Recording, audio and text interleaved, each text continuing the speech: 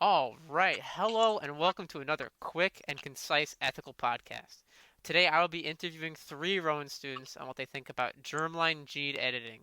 For those that don't know, germline gene editing, or GGE, is the removal, replacement, or changing of one's own DNA and is primarily done to human embryos or tested on other animals. With almost endless possibilities genetically, a lot of different opinions have formed, and I figured it would be incredibly intriguing to peer into the minds of a few of my peers. All right, guys, introduce yourselves. All right. My name is JD Mukherjee. I am a junior biological science major, and I am also a pre med student. Hi, I'm David Lee. I am also a junior bio student, and I am also a pre-med student as well here at Rowan University. Hi, I am Allison Higgins, and I am a freshman bio major with minors in chemistry and computer science. And I am your host, John Knutson, unrelated music industry major and also a junior. But today I will be your guide through the ethical world of germline gene editing. So just to start, the first question I'm going to ask is germline gene editing usage in research, is it ethical? Do you feel like it's right? So we'll start with JD here, and then we will just go in order. I want everyone to state their opinions first, and then we can open the floor up to discussion. All right. So, me personally, I do view it as ethical to an extent. Um, I'm Me personally, I am of the stance of using embryos is okay. I'm a little bit more iffy when it comes to actual animals, uh, but that's my stance on it. As for my stance, I mostly agree with JD on this part, especially for research. Um, if it can do well to bolster what we already know and how we can improve current methods that we have, I'm all for it. But when it starts to get into um, tamperings, which I will expand upon later, then it starts to get a little iffy for me. I would say it is it is a very ethical thing to do because we are just ex- expanding our knowledge, and then in doing so, we can help millions and millions of people of all walks of life. All right. So now I would like to ask for you guys that feel that embryos using embryos is fine, right? Where does that come from? Do you feel, because I know a lot of people have issues with using embryos, right? They believe that embryos are human beings. They're certainly future human beings. I'm sure we can all agree on that. So on that front, where would you guys define that? So, for me, uh, I'm of the stance of course, they are future human beings, but I also don't really view them as alive. They are, of course, living cells, but I don't necessarily view them as alive. And they are a good resource that we can use for research and furthering our own scientific knowledge. Um, of course, it all comes down to the manner in which these embryos are acquired. Um,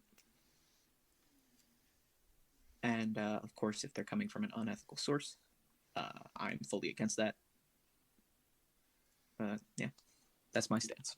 Yeah, I agree. If um, there are certain instances where embryos can be obtained uh, in a very shady manner and very obviously unethical and, in many cases, illegal manner to fuel unsanctioned research and things like that. But that's not obviously a widespread thing. But as long as people are willing, especially with embryos, I feel like they have their own choice with regards to that. Uh, as yes, I agree with JD that they are future human beings, but at that point, they're still a part of, well, the person whose embryo it is. Doing doing research with embryos to me is a very gray area because it is all it is all about the source it came from, the research being done, and so I would say that it is fine as long as this is completely legal. There is consent from the source it was obtained from, and these embryos are are destroyed so that they cannot be carried to term. Mm. So what I'm hearing from you guys, right, is that as long as every step of the way, right, whatever the source the embryo came from agreed to it.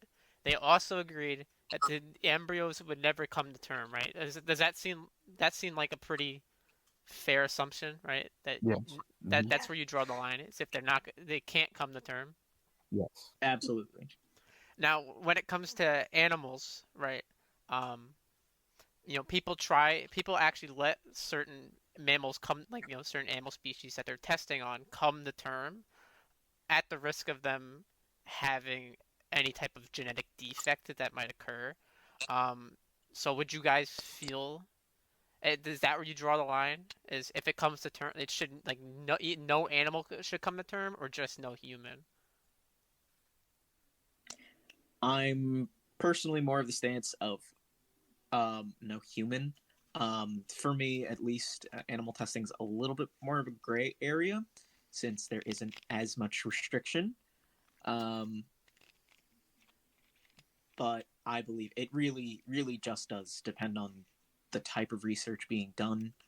Um, there are a lot of opportunities for it to go wrong, um, but I believe it should be taken cautiously, at least in the instance of using animals.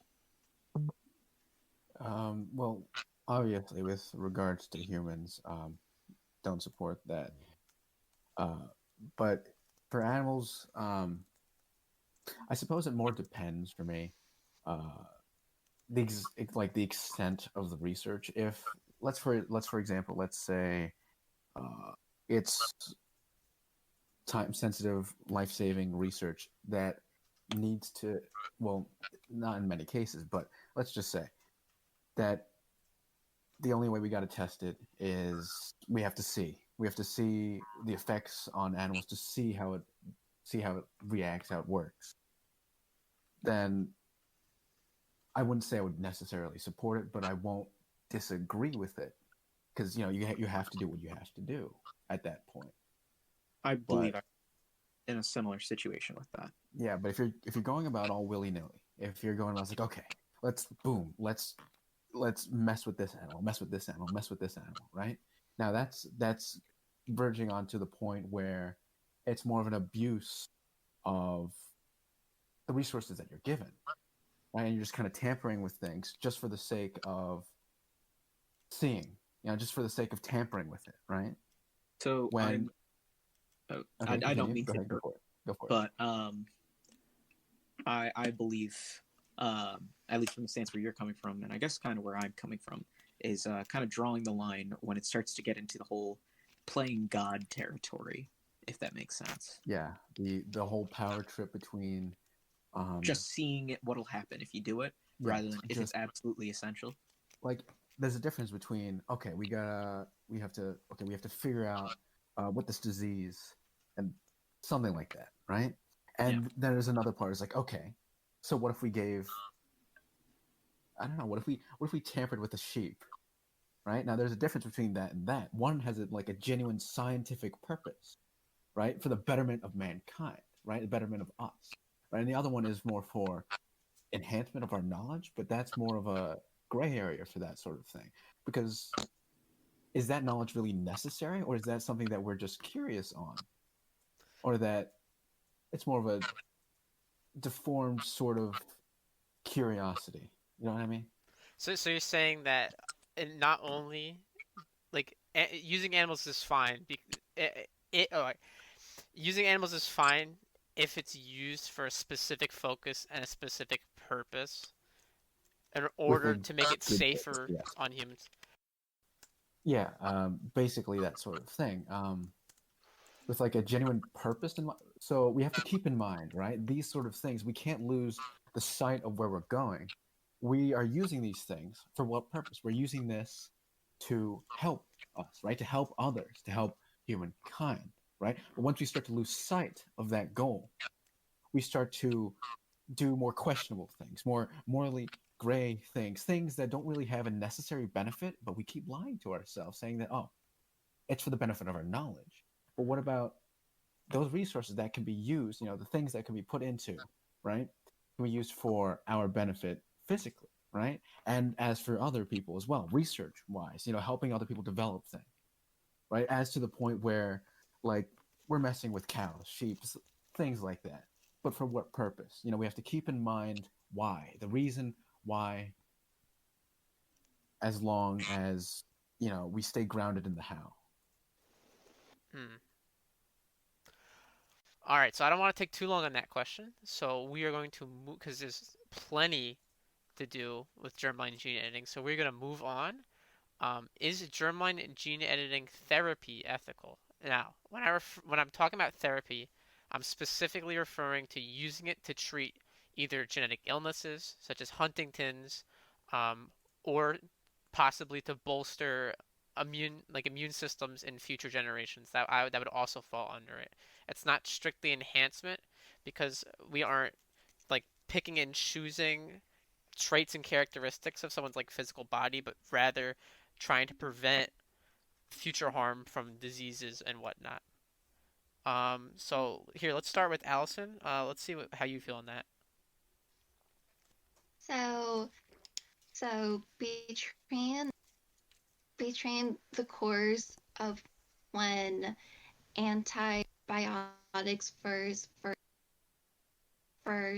came out about a century ago, and now we have already built up a lot of antibiotic resistance, and so we can use gene gene,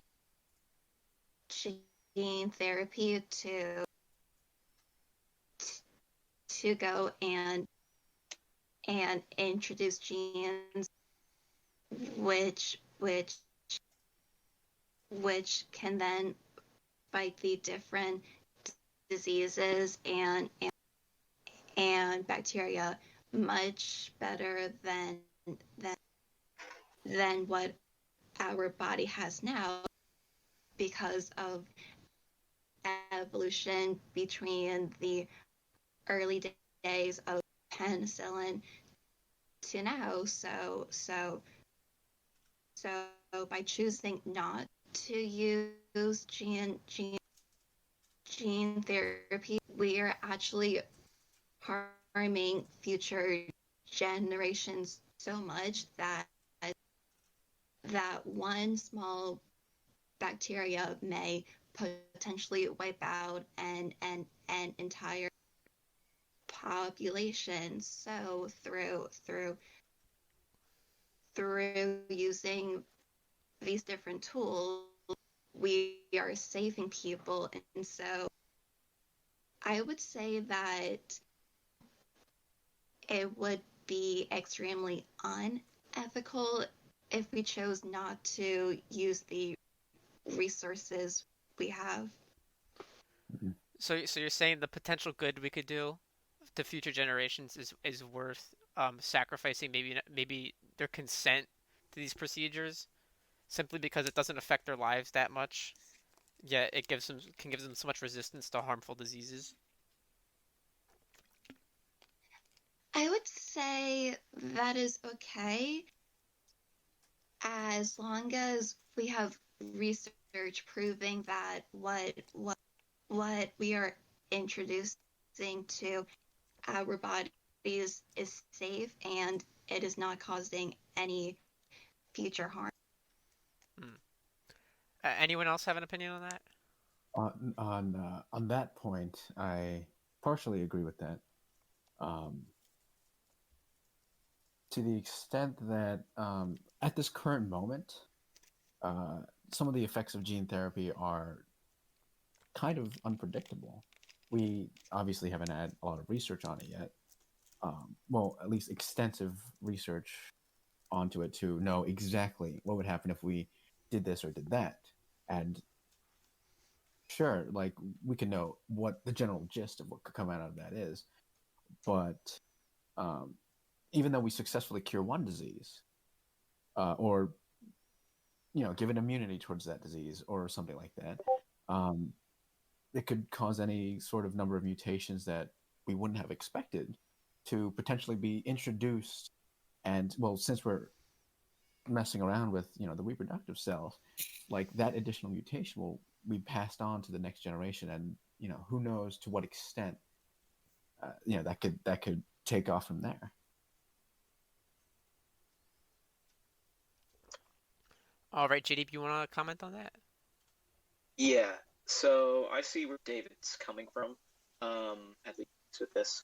Um, for me personally, I think this is a little bit less of a gray area than something like human enhancement, which we'll go into in about a minute. Um, I believe that we kind of like how Allison said, we kind of owe it to future generations if we can improve their quality of life to do it. Now, granted, this is very unexplored territory, um, but with enough research um, and enough caution, I believe that this can truly be a benefit for future generations.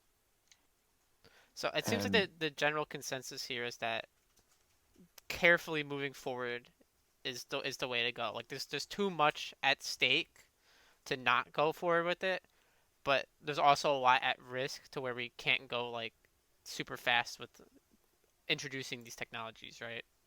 yeah, Yeah. yeah, Absolutely. I agree. I would say that this would take at the minimum a few decades before we can actually begin to introduce genes in a clinical setting. Yes, I agree with that. We definitely need a lot more time, to figure out and to navigate around this, because this is an opportunity that like we need to take full advantage of, and we cannot get wrong with the risk of it impacting many people down the line, people who weren't asking for it. They were we were supposed to be helping them, but if something goes wrong, then that goes completely out the window. So we need to take a lot of caution, a lot of time on this. Mm-mm. So do you feel like, do you think you guys at all would be able to be in a position to make those kinds of decisions in your lifetimes? I think that we're coming upon this decision faster than we think.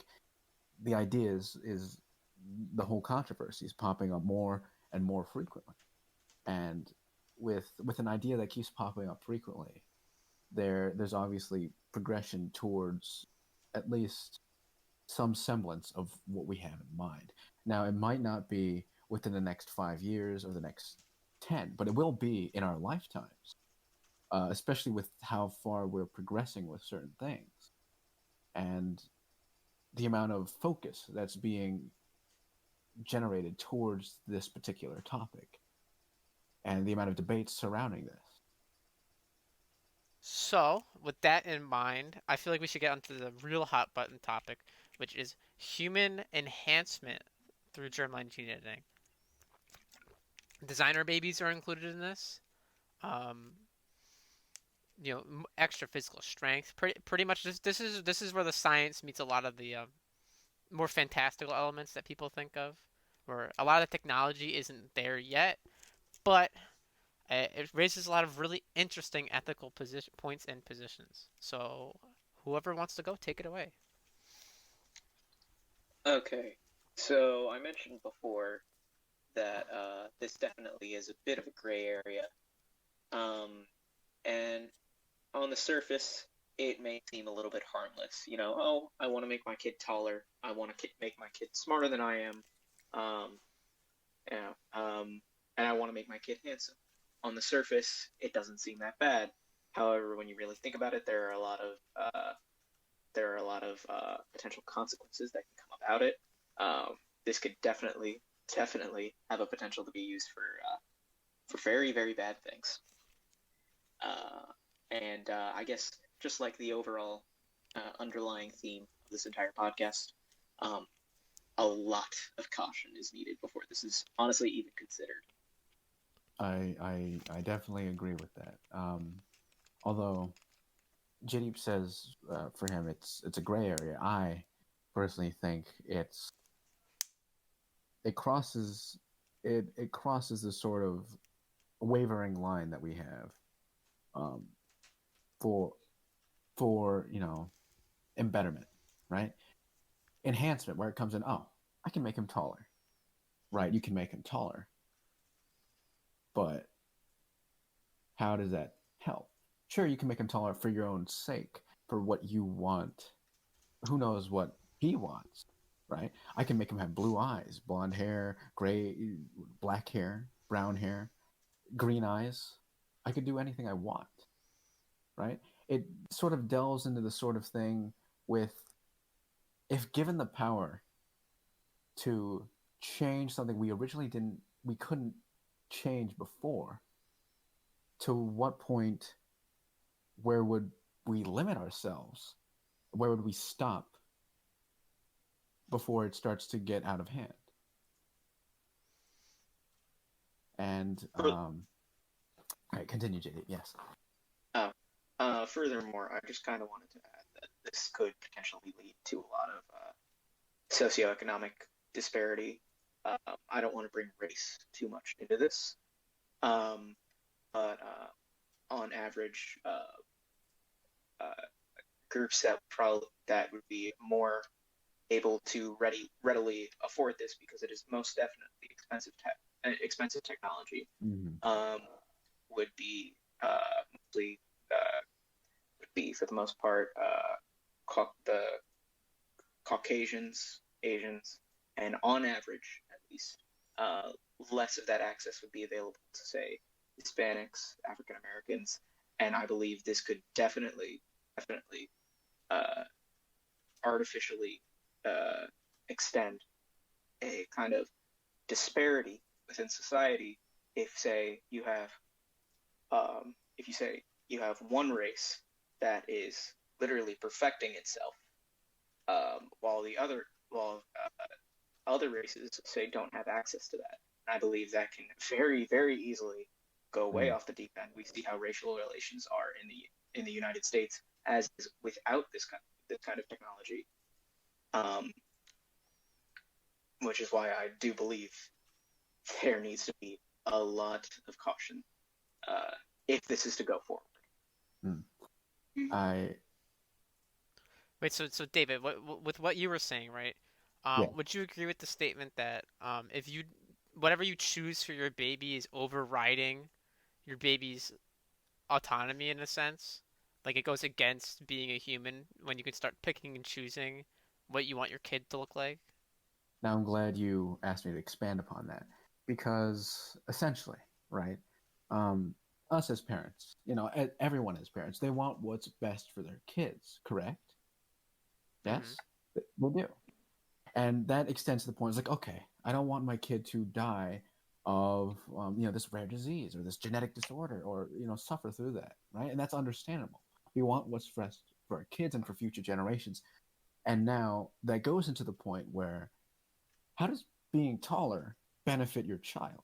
Now I know that's like, okay, I'm not a tall person, uh, by far. And we've seen many tall people. And sure, everyone essentially wants to be tall. That's a desirable thing, right? But in the end, like, I want my baby to be tall. Okay, your baby's going to be tall. I want my baby to have green eyes because green eyes look cool. Okay, but why? Like I mentioned before, you have to keep in mind the why. If you can't give a good reason as to why you want your baby to be taller, something that can help your child, live, survive, prosper, because that's what we want for our children, to live, survive, and prosper, and to, live without the burdens of their parents. And I don't know about you, but being tall many years ago, it might have been like a big advantage, but nowadays it's more just a preference. Not a preference for us whether we choose or not, but it's more of a preference as like, oh yeah, I just want it to be tall. It's like if I want milk or orange juice. It's that sort of thing. It's a decision that is not really essential to our development as mankind, right? Because if everyone because everyone has an ideal sense of, oh, what's perfect, what's good in my eyes, right? We all have this this outlandish idea of what we think is the perfect person. That we obviously aren't, because we're filled with quirks, with different traits that make us, right? None of us are perfect. But if everyone confides into that perfect idea of what they think the optimal human being is, what's eventually down the line? A lot of us share the same ideals for what a optimal human being is, and it'll won't be before long before the children that we start to look very, very similar to one another. And as JD mentioned before, this can definitely use, like, especially with our political climate today, and tensions that are arising as of recently. That I'm not saying they weren't there, but they're being made more apparent. I'm saying definitely that it definitely can be abused to create a class war of sorts. So off that topic, do you guys think that certain genetic modifications, like let's say blonde hair becomes all the rage, do you think that that kind of gene editing could actually be commercialized and almost defeat the entire purpose? And we'll start with Ali on this one.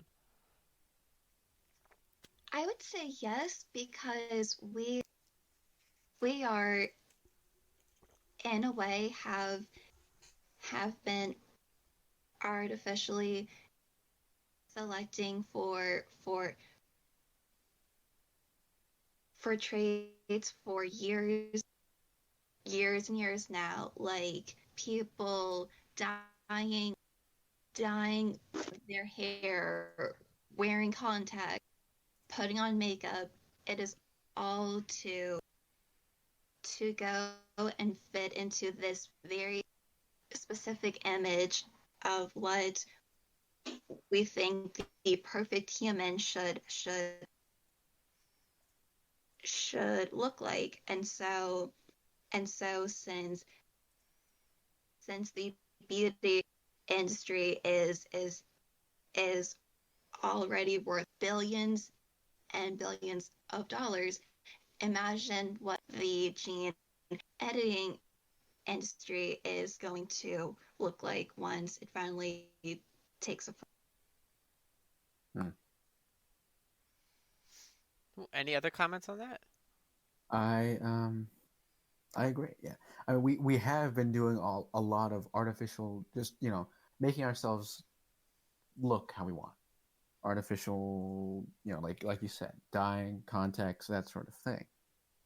And especially since it's a widespread thing, makeup and all that sort of things, then in the future it will most definitely be commercialized to the point of, it could be, oh, this year it's in fashion to have a kid with blonde hair and green eyes.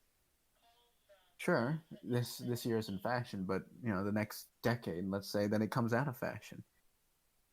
It's a sort of thing that it's it's a bit much, if you know what I mean. Now, is commercializing it like that wrong? Do you think it goes I against like a lot of free Yes, will in that point? I okay. I'll let JD take off on this one. yes, to kind of add on to David's statement, I do kind of believe it goes against honestly the child's right to choose because at that point you can choose what the kid looks like. What is the kid saying it? Furthermore, I believe the commercialization of it kind of undercuts maybe some of the original intentions uh, with genetic enhancement, um, which is primarily, at least from my standpoint, if I were to ever do that for, say, my child, it would be to give them a better life and to give them what I couldn't have. I feel like that kind of undercuts it and makes it more akin to a fad as than anything else. Mm. And while that may be okay in fashion and makeup, I believe we should kind of keep that separate from human beings themselves. I definitely agree. Because in the end, sure, in the beginning, let's say in the beginning of these, people can make excuses. Oh, I just want what's best for my kid, right? But down the line, right? Once this becomes commonplace and commercialized, it no longer becomes even like a hint of a doubt or a question of, oh, I want what's best for my kid. It's, I want my kid to look like this. And in the end, it it's a sort of thing about individuality, right? We're all individual in our own way. We all look different. We all act different, right? No one chooses how we come out to be. We come out how we are, and people accept how we are, and we accept how we are. Sure, we might want to like dye our hair, put in contacts, put on makeup, things like that. But in the end, it's our individuality that really makes us, and essentially, I personally think, human beings. Human beings are defined by our individuality and who we are randomly. Like any combination of things that is not replicated at once ever. We are our own combination of genes that have not been seen. We are the first of who we are, and we are the last of who we are. We are us. And once it goes into the point where, oh, I'm like everybody else. I have blonde hair, green eyes. So does he, and so does he, and so does he, and so does he, and so does he. We're all the same height. We all have, perfectly manicured fingernails. We all have good skin. We everything about us is very similar. We start to lose the sense of individuality. What makes us special? I know most of us might not see ourselves as like special, right? But we are. We are very special. Gene wise and personality wise, we are ourselves. And in the end, once we start to lose our own sense of who we are physically compared to other people, then as human beings, what else do we're going to start to lose everything else. Well said, David. In fact, we are actually over the half an hour time for this episode. But I think it was really important to hear that, and I would like to leave it there. So, Thank you for having us on, John. big I thank you to Jaideep Mukherjee. I hope I pronounced that right. David It's Lee, okay, you tried. and Allison Higgins. All three Rowan peers, they can be found on the Rowan campus if it isn't under quarantine. Um, other than that, thanks for tuning in. I hope you enjoyed, and I hope you were left with some extra questions.